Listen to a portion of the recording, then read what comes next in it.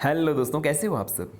आशा करता हूँ कि सब अच्छे होंगे। तो चलिए आइए शुरू करते हैं आज की क्लास। और इस क्लास में हम यूटेट सितंबर 2023 के लिए पेपर 2 सामाजिक विज्ञान से एनसीईआरटी फिल्टर सीरीज का मॉक टेस्ट नंबर 11 करने वाले हैं। तो चलिए शुरू करते हैं दोस्तों क्लास को।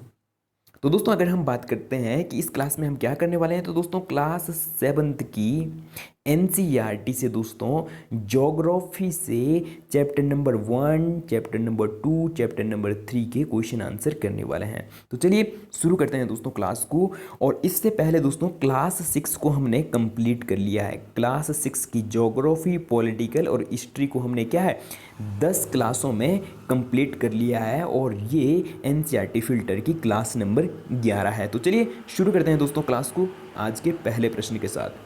दोस्तों प्रश्न को शुरू करने से पहले आप सभी अगर हमारे सारथी कोचिंग सेंटर में पहली बार हो तो चैनल को सब्सक्राइब और वीडियो को लाइक करना ना भूलें। तो दोस्तों प्रश्न नंबर 1 है कि इनमें से कौन सा प्राकृतिक पारितंत्र नहीं है।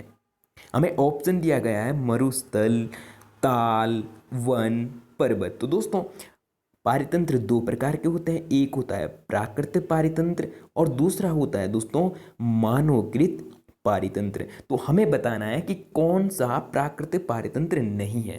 तो दोस्तों मरुस्थल भी प्राकृतिक पारितंत्र है, वन भी प्राकृतिक पारितंत्र है और पर्वत भी प्राकृतिक पारितंत्र है। लेकिन ताल प्राकृतिक पारितंत्र नहीं है। ताल का निर्माण दोस्तों कौन करते हैं, मानव करते हैं। जब कहीं पे क्या है जल के बहाव को रोक देते हैं तो वहां पे किसका, ताल का निर्माण होता है। तो ऐसा कौन करता है दोस्तों, मानव करते हैं, मनुष्य करते हैं। ठीक है, तो दोस्तों इस प्रश्न का सही उत्तर हो जाएगा ऑप्शन नंबर बी। बढ़ते हैं अगले प्रश्न की ओर। अगला जो दोस्तों प्रश्न है प्रश्न नंबर 2, निम्न में से कौन सा मानवीय पर्यावरण का घटक नहीं है। तो दोस्तों हमें बताना है कि कौन सा मानवीय पर्यावरण का घटक नहीं है। तो दोस्तों यहां पे होना है सड़क। कौन सा मानवीय पर्यावरण का घटक नहीं है। तो दोस्तों ऑप्शन ए है सड़क, किताबें और कार, नदियां। तो दोस्तों अगर हम बात करते हैं सड़क का निर्माण भी कौन कर सकता है, मनुष्य करता है। किताबों का निर्माण भी मनुष्य कर सकता है और कार का निर्माण भी मनुष्य कर सकता है। लेकिन दोस्तों नदियों का निर्माण मनुष्य नहीं कर सकता है। और हमें प्रश्न में यही पूछा गया था कि कौन सा मानवीय पर्यावरण का घटक नहीं है। तो दोस्तों ऑप्शन नंबर डी इस प्रश्न का सही उत्तर हो जाएगा। तो चलिए बढ़ते हैं साथियों अगले प्रश्न की ओर। अगला जो दोस्तों प्रश्न है प्रश्न नंबर 3 कि इनमें से कौन सा मानवीय निर्मित पर्यावरण है। तो दोस्तों हमें इस प्रश्न में बताना है कि मानवीय निर्मित पर्यावरण कौन सा है। तो दोस्तों पहाड़, समुद्र, सड़क, नदियां। तो दोस्तों अगर हम बात करते हैं पहाड़ की, तो पहाड़ को दोस्तों मानव नहीं बना सकता है, तो ये भी नहीं होगा मानव निर्मित। और समुद्र को भी मानव नहीं बना सकते हैं और नदियों को भी मानव नहीं बना सकते हैं। दोस्तों हम किसको बना सकते हैं, सिर्फ सड़क को बना सकते हैं। तो मानवीय पर्यावरण का घटक कौन सा हो जाएगा दोस्तों, तो सड़क हो जाएगा। और इस प्रश्न का सही उत्तर ऑप्शन नंबर सी हो जाएगा। तो चलिए बढ़ते हैं अगले प्रश्न की ओर। अगला जो दोस्तों प्रश्न है प्रश्न नंबर 4, निम्न में से कौन सा पर्यावरण के लिए खतरा है। हमें ऑप्शन दिए गए हैं कि जनसंख्या वृद्धि और पादप वृद्धि और फसल में वृद्धि और वनों में वृद्धि। तो दोस्तों मानवीय पर्यावरण या पर्यावरण के लिए कौन सा खतरा है। हमें ऑप्शन दिए गए हैं 4 और इनमें से दोस्तों अगर हम बात करते हैं फसल, अगर फसल में वृद्धि होती है तब तो दोस्तों ये हमारे लिए क्या है, लाभदायक ही है, पर्यावरण के लिए लाभदायक है। और अगर वनों में वृद्धि होती है तब भी दोस्तों ये पर्यावरण के लिए क्या है, लाभदायक है। और पादप में वृद्धि भी दोस्तों पर्यावरण के लिए क्या है, लाभदायक है। लेकिन जनसंख्या में वृद्धि दोस्तों पर्यावरण के लिए क्या है, खतरा है। ठीक है, तो चलिए बढ़ते हैं दोस्तों अगले प्रश्न की ओर। अगला जो दोस्तों प्रश्न है प्रश्न नंबर 5 और हमें इसका क्या करना है, सही। ठीक है, तो दोस्तों जैवमंडल हो जाएगा दोस्तों वह संकीर्ण क्षेत्र जहां स्थल, जल एवं वायु पारस्परिक क्रिया करते हैं, तो उसे ही दोस्तों क्या कहा जाता है, जैवमंडल कहा जाता है। अगला है साथियों वायुमंडल। तो दोस्तों वायुमंडल किसे कहते हैं, हम पृथ्वी को घेरने वाली वायु की चादर को हम वायुमंडल कहते हैं। और अगला है साथियों जलमंडल। तो जलीय क्षेत्र को क्या कहेंगे साथियों, जलमंडल कहेंगे। और अगला है पर्यावरण। तो दोस्तों हमारे आसपास के क्षेत्र को हम क्या कहते हैं, पर्यावरण कहते हैं। तो दोस्तों ये हो जाएंगे इनके सही मिलान। तो चलिए बढ़ते हैं अगले प्रश्न की ओर। अगला जो दोस्तों प्रश्न है बहुत बहुत इंपॉर्टेंट प्रश्न है, और ये इसी से हम दो अगले प्रश्न भी कर लेंगे, ठीक है। तो साथियों प्रश्न नंबर 6 है कि द्रवित मैग्मा से बने शैल को क्या कहते हैं। हमें ऑप्शन दिए गए हैं आग्नेय शैल, अवसादी शैल, कायंत्रित शैल और इनमें से कोई नहीं। तो दोस्तों अगर हम बात करते हैं इस प्रश्न के सही जवाब की, तो इस प्रश्न का सही जवाब हो जाएगा कि द्रवित मैग्मा से बने शैल को हम आग्नेय शैल कहते हैं। और आग्नेय शैल दोस्तों दो प्रकार की होती है। दो प्रकार कौन कौन से हैं वो हम अगले आने वाले प्रश्नों में जान लेंगे, ठीक है। और अगला दोस्तों यहीं पे आपको प्रश्न पूछा जा सकता है कि शैल कितने प्रकार की होती हैं, शैलें कितने प्रकार की होती हैं। तो दोस्तों शैलें 3 प्रकार की होती हैं। कौन कौन सी? आग्नेय शैल, अवसादी शैल, कायंत्रित शैल। ये शैलों के 3 प्रकार हैं, ठीक है। अब दोस्तों हम थोड़ा सा इनके निर्माण को जान लेते हैं कि आग्नेय शैल का निर्माण कैसे होता है, अवसादी शैल का निर्माण कैसे होता है, कायंत्रित शैल का निर्माण कैसे होता है, ठीक है।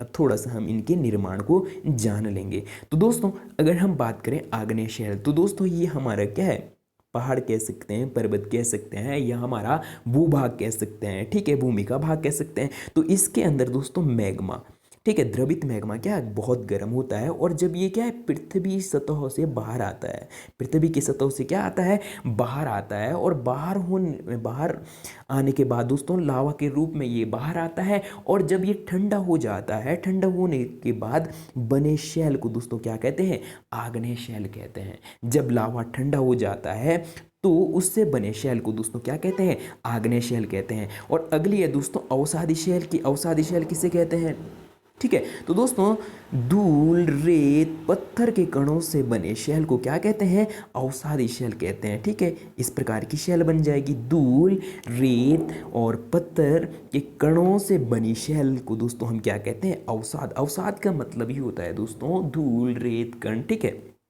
इस प्रकार के से बने शैल को क्या कहते हैं, अवसादी शैल कहते हैं। और अगला है दोस्तों कायंत्रित शैल। जब दोस्तों आग्नेय शैल और अवसादी शैल को उच्च दाब और उच्च ताप पर इस पर बल लगाया जाता है, तो दोस्तों ये किस में, कायंत्रित शैल में परिवर्तित या रूपांतरित हो जाती है। और दोस्तों इसी का दूसरा नाम है कायंत्रित शैल का रूपांतरित शैल। जब अवसादी शैल और आग्नेय शैल पर उच्च दाब और उच्च ताप लगाया जाए तो वो किस में रूपांतरित हो जाती है दोस्तों, कायंत्रित शैल में रूपांतरित हो जाती है। तो दोस्तों मैं आशा करता हूँ कि आप ये तीनों शैलें भी समझ गए होंगे और शैल के 3 प्रकार भी समझ गए होंगे, ठीक है। बढ़ते हैं साथियों अगले प्रश्न की ओर। और अगला जो दोस्तों प्रश्न है प्रश्न नंबर 7। तो दोस्तों प्रश्न है कि पृथ्वी की सबसे भीतरी परत कौन सी है। हमें ऑप्शन दिया गया है परपट्टी, क्रॉड, मेटल, इनमें से कोई नहीं। तो साथियों अगर हम बात करते हैं कि पृथ्वी की सबसे आंतरिक परत कौन सी है या भीतरी परत कौन सी है, तो दोस्तों उसका सही उत्तर हो जाता ऑप्शन नंबर बी। और हम इसको चित्र में भी समझ लेते हैं, ठीक है। तो दोस्तों ये हमारी पृथ्वी है और पृथ्वी की जो दोस्तों सबसे बाहर की परत है, सबसे बाहर की परत को क्या कहा जाता है, भूपरपट्टी कहा जाता है। और भूपरपट्टी के बाद दोस्तों मेटल है, और मेटल के बाद दोस्तों ब्राह्य क्रोड है, और ब्राह्य क्रोड के बाद दोस्तों आंतरिक क्रोड है। तो दोस्तों इस प्रश्न का सही जवाब क्या हो जाएगा, हाँ ऑप्शन नंबर बी सही उत्तर हो जाएगा कि पृथ्वी के सबसे भीतरी या सबसे आंतरिक परत कौन सी है दोस्तों, क्रॉड है, ठीक है। और सबसे बाह्य पूछा जाता तो भूपरपट्टी हो जाता, ठीक है। तो चलिए दोस्तों बढ़ते हैं अगले प्रश्न की ओर। और अगला जो दोस्तों प्रश्न होने वाला है प्रश्न नंबर 8। तो साथियों ये भी बहुत इंपॉर्टेंट प्रश्न है। सोना, पेट्रोल, कोयला किसके उदाहरण है, शैल के उदाहरण है, खनिज के उदाहरण है, जीवाश्म के उदाहरण है, या इनमें से कोई नहीं। तो साथियों अगर हम बात करते हैं सोना, पेट्रोल और कोयला ये किसके उदाहरण हो जाएंगे, ये खनिज के उदाहरण हो जाएंगे। तो चलिए दोस्तों बढ़ते हैं अगले प्रश्न की ओर। अगला जो दोस्तों प्रश्न है प्रश्न नंबर 9। दोस्तों इंपॉर्टेंट प्रश्न है, ध्यानपूर्वक पढ़ें, ठीक है। तो दोस्तों प्रश्न है कि परपट्टी के संबंध में सत्य कथन को चुनें। हमारे पास कथन ए दे रखा है कि पृथ्वी की सतह की सबसे ऊपरी परत को परपट्टी कहते हैं। बिल्कुल सही बात है, अभी अभी जाना था हमने। और यह सबसे पतली होती है। और आगे दिया गया है साथियों कि यह महाद्वीपीय संहिता में 35 किलोमीटर एवं समुद्री सतह के में केवल 5 किलोमीटर तक है, ठीक है। और सी है दोस्तों कि महाद्वीपीय संहिता में मुख्य रूप से सिलिका और मैग्नीशियम जैसे खनिज से बनी है, इसीलिए इसे Cl कहते हैं। और डी है साथियों कि महासागर की परपट्टी मुख्यतः सिलिका एवं मैग्नीशियम की बनी है, इसीलिए इसे सी में कहा जाता है। तो दोस्तों अगर हम बात करते हैं इस प्रश्न के सही जवाब की या उत्तर की, तो दोस्तों ऑप्शन नंबर 3 इस प्रश्न का सही उत्तर हो जाएगा कि ए बी सी और डी चारों के चारों कथन क्या है, सत्य है। आइए दोस्तों इसको अब हम चित्र में समझ लेते हैं। दोस्तों ये है हमारे पास 4 ऑप्शन। तो पहला ऑप्शन था कि जो पृथ्वी है, पृथ्वी की बाहर की सतह को क्या कहते हैं दोस्तों, परपट्टी कहते हैं, बिल्कुल सही बात है।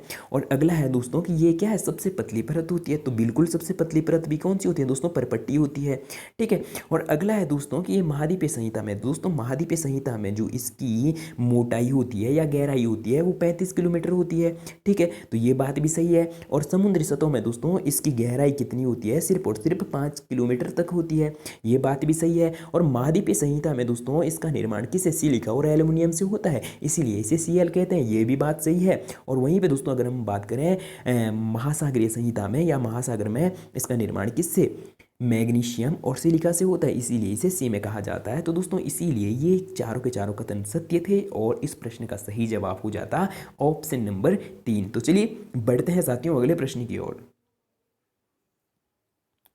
अगला जो दोस्तों प्रश्न है बहुत बहुत इंपॉर्टेंट है और यहां से दोस्तों यू टेट या सी टेट में ही प्रश्न नहीं पूछा जाता है, बल्कि उत्तराखंड में कोई सा भी एग्जाम ले लो आप, उत्तराखंड पटवारी में भी यहाँ से प्रश्न पूछा गया था और उत्तराखंड में कनिष्क सहायक के पेपर में भी यहाँ से प्रश्न पूछा गया था, ठीक है। तो दोस्तों हमने ऊपर बताया था कि आग्नेय शैल 2 प्रकार की होती है, एक होती है दोस्तों बहिर्वेदी और दूसरी होती है अंतर्वेदी, ठीक है। और हमें यहाँ पे क्या करना है, सही मिलान करने हैं, ठीक है।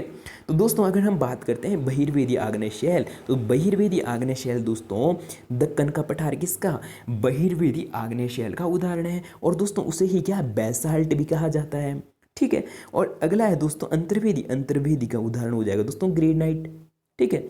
और यही कनिष्क सहायक में अभी प्रश्न पूछा गया था। और अगला ऑप्शन है दोस्तों, अगला वो है दोस्तों हमारे पास कि अवसादी शैल, अवसादी शैल का उदाहरण हो जाएगा दोस्तों बलुआ पत्थर, और बलुआ पत्थर से दोस्तों लाल किले का निर्माण हुआ है। तो प्रश्न पूछा जाता है कि बलुआ पत्थर कौन से शैल का उदाहरण है, या इस प्रकार से पूछा जाता है कि जो दिल्ली का लाल किला है, लाल किला किसका उदाहरण है। तो दोस्तों लाल किला कौन से शैल का उदाहरण हो जाएगा, अवसादी शैल, अवसादी शैल का बलुआ पत्थर और बलुआ पत्थर से लाल किला, ठीक है। बढ़ते हैं दोस्तों अगले के ऑप्शन की ओर और अगला है दोस्तों कायांतरित शैल, कायांतरित शैल का उदाहरण हो जाएगा दोस्तों संगमरमर, और संगमरमर से दोस्तों किसका, ताजमहल का निर्माण हुआ है, ठीक है। और प्रश्न यहाँ पे पूछा जाता है कि ताजमहल का निर्माण कौन सी शैल से हुआ है, तो दोस्तों संगमरमर, ठीक है। और संगमरमर का निर्माण किससे होता है दोस्तों, कायांतरित शैल से होता है। तो चलिए बढ़ते हैं दोस्तों अगले प्रश्न की ओर और अगला जो साथियों प्रश्न हो जाएगा प्रश्न नंबर 11। तो साथियों प्रश्न है बहुत इंपॉर्टेंट प्रश्न है और ये प्रश्न भी पूछा गया है यू टेट और सी टेट दोनों में।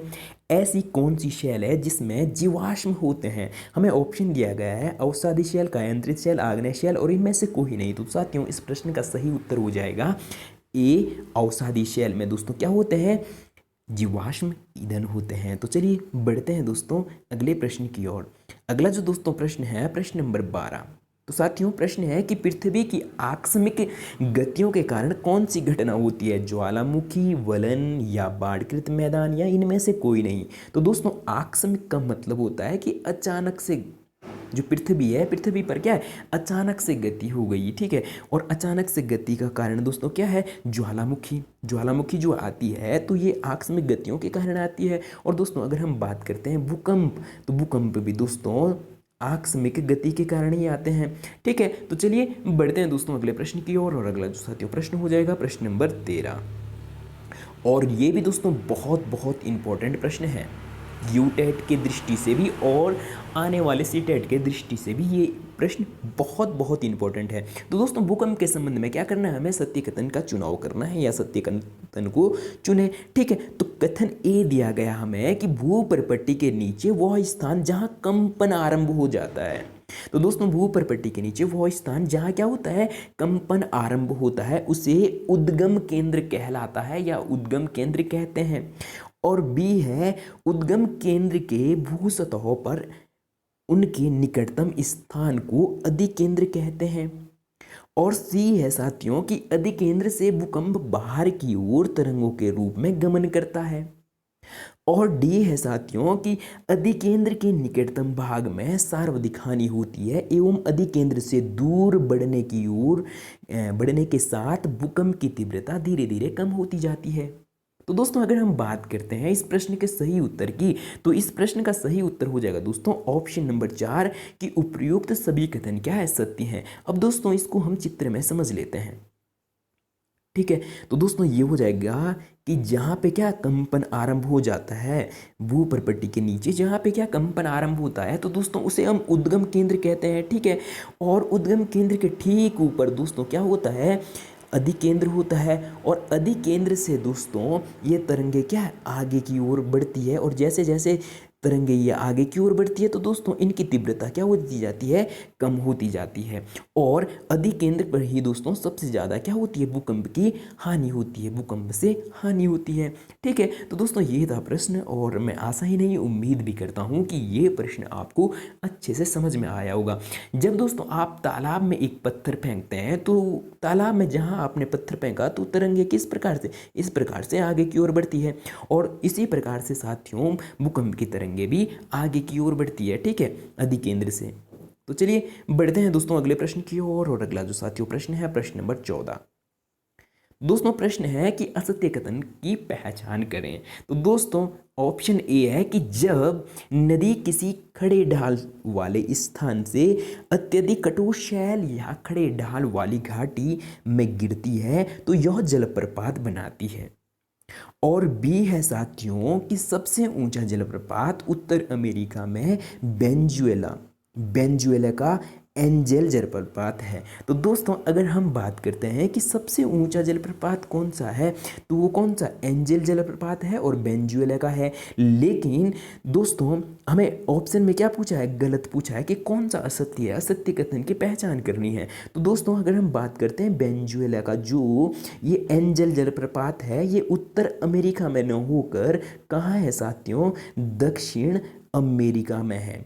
ठीक है, इसीलिए ऑप्शन नंबर बी क्या होता, कथन बी गलत हो जाता। और जब दोस्तों कथन बी गलत हो जाता तो इस प्रश्न का सही उत्तर क्या हो जाएगा दोस्तों, ऑप्शन नंबर 2 हो जाएगा। ये देखिए दोस्तों ये है जलप्रपात, हम चित्र में समझ लेते हैं। ठीक है, कि जब जल कहाँ ऊपर से किसी कठोर सतह पर गिरता है तो दोस्तों इसे क्या कहा जाता है, जलप्रपात कहा जाता है। ये आप देख रहे होंगे चित्र में। ठीक है, तो चलिए बढ़ते हैं साथियों अगले प्रश्न की ओर, और अगला जो दोस्तों प्रश्न हो जाएगा प्रश्न नंबर 15। बहुत इंपॉर्टेंट प्रश्न है साथियों। प्रश्न नंबर 15 है दोस्तों कि विसर्प के संबंध में है सत्य कथन की पहचान करें।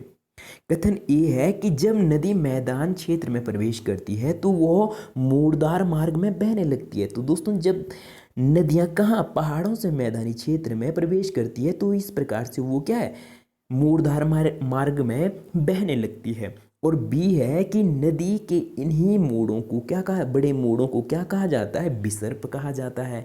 और सी है दोस्तों कि इसके बाद विसर्प के किनारे पर लगातार अपर्दन और निक्षेपण शुरू हो जाता है। तो दोस्तों अगर हम बात करते हैं इस प्रश्न के सही उत्तर की, तो ऑप्शन नंबर 4 सही उत्तर हो जाएगा कि ए बी सी तीनों के तीनों कथन सत्य हो जाएंगे। तो दोस्तों अपर्दन और निक्षेपण, जब पहाड़ों से नदियां नीचे आती है ना तो अपने साथ वो किसको, मिट्टी का कटाव करती है, और मिट्टी के कटाव को ही दोस्तों क्या कहते हैं, अपर्दन कहते हैं। और जब ये मैदानी क्षेत्र में आती है तो उस मिट्टी को ये क्या है, मैदानों में क्या है, साइड कर देती है, किनारे कर देती है, उसे क्या कहते हैं, निक्षेपण कहते हैं। तो दोस्तों इसीलिए option number A B C तीनों के तीनों सत्य हैं, इसलिए इस प्रश्न का सही उत्तर ऑप्शन नंबर 4 हो जाएगा। तो चलिए दोस्तों बढ़ते हैं अगले प्रश्न की ओर, और अगला जो दोस्तों प्रश्न हो जाएगा प्रश्न नंबर 16। बहुत इंपॉर्टेंट प्रश्न है साथियों ये भी। तो प्रश्न है कि इनमें से कौन सी समुद्र तरंग, तो दोस्तों यहाँ पे क्या होना था, कौन सी समुद्र तरंग की विशेषता नहीं है, शैल, किनारा और समुद्र गुफा और तटीय महराव। तो दोस्तों अगर हम बात करते हैं समुद्री तरंग की विशेषता कौन सी नहीं है, तो दोस्तों समुद्री तरंग क्या है, गुफाओं का निर्माण भी करती है शैलों में, और समुद्री तरंगे दोस्तों तटीय महराव का क्या करती है, का भी निर्माण करती है। ये देखिए यहाँ पे जो ये आर पार हो गया है तो इसे ही क्या कहा जाता है, तटीय महराव कहा जाता है। और दोस्तों समुद्री तरंगों का किनारा भी होता है। लेकिन दोस्तों समुद्री तरंगों की क्या नहीं होती है, कौन सी विशेषता नहीं है, शैल नहीं होती है। शैल तो दोस्तों अपने आप में एक अलग स्वरूप है, अलग भू संरचना है, ठीक है। और अगर हम बात करते हैं कि समुद्र तरंग की विशेषताओं की, तो समुद्र गुफा भी होती है, समुद्र का अपना किनारा भी होता है, और समुद्र का क्या होता है दोस्तों, तटीय महराव भी होता है। और अगला दोस्तों हम इस चित्र में ये देख सकते हैं स्टैक, कि स्टैक का निर्माण कैसे होता है। जब दोस्तों ये तटीय महराव क्या है, इस प्रकार से ये बड़ा बड़ा हो जाता है और एक बार ये क्या हो जाता है, पूरा ही टूट जाता है, फिर ये इस प्रकार की स्टैक का निर्माण करती है, ठीक है। इस पर भी सीटेट में प्रश्न पूछा गया था, ठीक है। तो चलिए दोस्तों बढ़ते हैं अगले प्रश्न की ओर, और अगला प्रश्न है दोस्तों, ये आज के लिए अंतिम प्रश्न है। तो दोस्तों अंतिम प्रश्न को करने से पहले, अगर आप हमारे सारथी कोचिंग सेंटर में पहली बार हो तो चैनल को सब्सक्राइब, वीडियो को लाइक और साथ में वीडियो को ज़्यादा से ज़्यादा शेयर करना ना भूलें अपने उन साथियों तक जिनका यूटेट पेपर है, ठीक है। तो दोस्तों उन तक ज़्यादा से ज़्यादा वीडियो को शेयर करना है, और साथ में साथियों आपको कमेंट करके ज़रूर बताना है कि आपको हमारी वीडियो कैसी लगती है और इसमें और क्या सुधार की ज़रूरत है, और अगर ये अच्छा है तो इसमें आपको क्या अच्छाई लगती है, ठीक है। तो दोस्तों अंतिम प्रश्न है कि छत्रक शैल कहाँ पाई जाती है, रेगिस्तान में पाई जाती है, नदी घाटी में पाई जाती है, या हिमनद में पाई जाती है, ये उपरोक्त तो सभी सत्य है। तो दोस्तों अगर हम बात करते हैं इस प्रश्न के सही उत्तर की, तो इस प्रश्न का सही उत्तर हो जाएगा दोस्तों रेगिस्तान। रेगिस्तान में ही दोस्तों क्या होता है, छत्रक शैल होती है, और ये है दोस्तों हमारा रेगिस्तान, और रेगिस्तान में ये हो जाएंगी दोस्तों छत्रक शैलें। इस प्रकार की ये जो दोस्तों है, यही क्या है, छत्रक शैल है। तो दोस्तों ये थी आज की क्लास। आप कमेंट करके ज़रूर बताएं कि आपको क्लास कैसी लगी, और साथ में वीडियो को ज़्यादा से ज़्यादा अपने साथियों तक शेयर करना ना भूलें। तो चलिए दोस्तों आज के लिए इतना ही। वीडियो में पूरा बने रहने के लिए बहुत बहुत धन्यवाद। मिलते हैं जल्दी ही इस प्रकार की नेक्स्ट वीडियो में।